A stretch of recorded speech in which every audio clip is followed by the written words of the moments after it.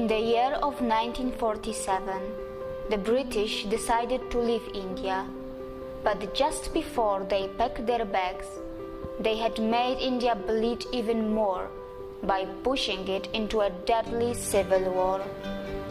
Who would have thought at that time that just in a few decades, Indian companies would be buying and taking over the top British brands like Jaguar, Range Rover, or the famous tea brand that we know as Tetley? Who would have imagined that an Indian brand Tata would buy a steel company Coros and provide jobs to the British in their own land, but without making it a colony? Actually, I will not be very surprised if this video will shock the international community a bit.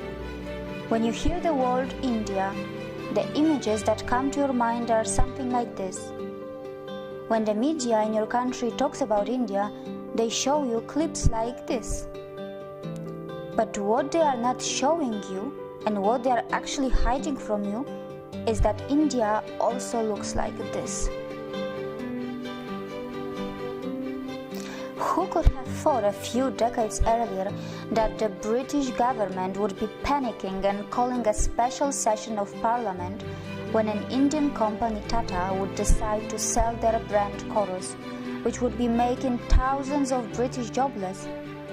Who could have thought that in just a few decades after the independence from the British, an Indian company Tata would actually become the biggest private sector employer of the UK? It took just a few decades for the Indians to show what they were capable of, and all of this was done in a complete fair business environment, not by colonizing, looting, and killing as the British did. And I am not talking about just one Indian brand. Today, there are many brands and individuals from India who are creating huge business empires on the land of the UK. But Indians are not here to take any revenge or prove a point. They are just doing what they have been always good at. And that is not just yoga, Ayurveda, or IT.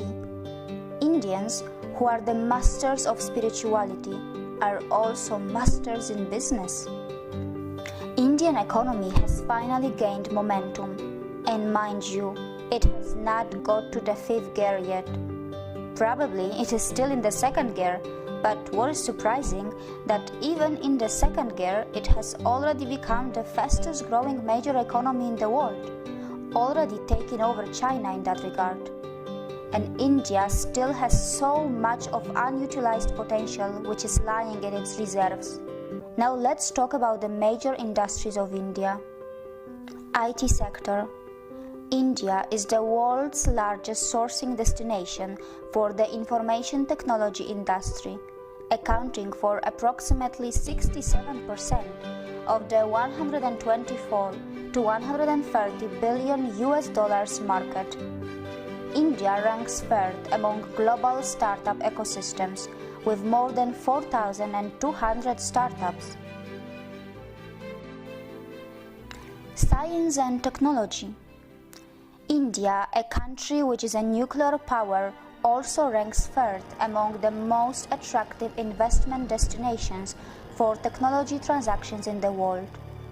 The Indian Space Research Organization, ISRO, has completed its mission of developing India's independent navigation system by launching Indian Regional Navigation Satellite System, which means India has its own version of what in the West we know as GPS. India is constantly helping other countries like Singapore, Germany, UK, and many more to launch their satellites as well. It has successfully undertaken space mission to Moon and even Mars. Pharmaceuticals sector. The Indian pharmaceuticals market is the third largest in the world in terms of volume, and India is the largest provider of generic drugs. Gems and jewelry sector. India is one of the largest exporters of gems and jewelry in the world. They are a hub of semi-precious and precious stones. How many of you actually knew that 95% of diamonds in the world are cut, polished, and processed in India? And most of it happens in just one city of India, that is called Surat. Healthcare sector. India is fast becoming a hub of medical tourism of both types of healthcare, modern medicine and natural, which includes Ayurveda and other natural treatments. It has the advantage of the new state-of-the-art hospitals and well-trained and high-skilled professionals, which is supplemented by its low cost. The cost of surgery in India is about 1/10 of what in the US or Western Europe. India is a top destination for you, whether it's about natural treatments, a heart surgery, a cosmetic surgery, or a dental treatment, which your country's natural insurance may not be covering. Real estate sector. India is building future cities of the world with a massive plan of building 100 smart cities. To give you an example, over 5 million homes are under construction just in the national capital region of India. A majority of people in India still live in villages, and India is preparing itself for the biggest migration of its people from villages to the cities, at a scale which the mankind has probably never seen before. Infrastructure sector. India is growing its infrastructure at an unbelievable speed. Did you know that its capital already has around 250 kilometers of modern metro rail?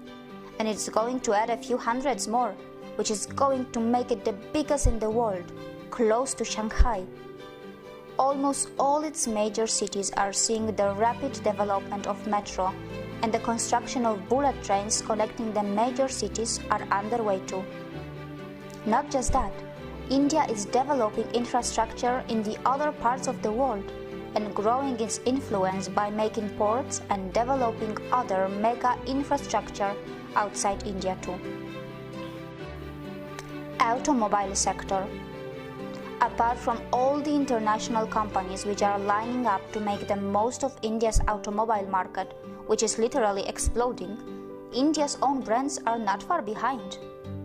From the premium brands of Jaguar and Range Rover to the cheapest car Tata Nano, India has it all. You will be surprised to know that India has a long list of its own automobile brands like Mahindra, Hero, TVS, Ashok Leyland, Bajaj, Force Motors, Eicher, just to name a few. Hero is the world's largest manufacturer of two-wheelers. Mahindra are another big name who were very close to the acquisition of Alfa Romeo a while ago. Agriculture sector. India is the largest producer, consumer and exporter of spices and spice products. It is also the source of the delicious mangoes, pulses and famous basmati rice that is known for its taste and fragrance around the world. The good news is that the northeast part of India has its agriculture based on the traditional organic farming, which has been untouched by the failed scientific experiments of fertilizers and genetic seed modification. How many of you actually knew that India, which is nearly half in area of China, and the US actually has more arable land than China and is second largest in the world, only marginally behind the US? Also, other sectors of India are worth a mention here, such as cement industry, which is the second largest in the world. Also, India is growing rapidly in biotechnology, aviation, banking and insurance, film industry, media and entertainment, and many more. It is also a big exporter of textiles, which includes finest silk, pashmina, leather, and marble. Besides, how many of you actually knew that some of the top brains in the world are either Indian nationals or of Indian origin? Sundar Pichai, an Indian who has studied in the Indian Institute of Technology, is now the CEO of Google. Satya Nadella, who is the CEO of Microsoft, is a graduate from Manipal Institute of Technology in India. The CEO of Adobe Systems is also an Indian, and his name is Shantanu Narayan. And these are just a few names. There is a long list of global CEOs from India. So no matter where you are in the world, whatever country you may belong to, whether you are a young boy or a girl in a primary school or a college, you must know that sooner or later you will have to have something to do with India. And it is inevitable because India is fast establishing itself as a top 3 economy of the world, and its true potential is even bigger than that. So it's better that you start educating yourself about the rising economic powerhouse that we know as India, because your future belongs here too. And as I have said earlier, India is not just developing, India is reclaiming. See you again.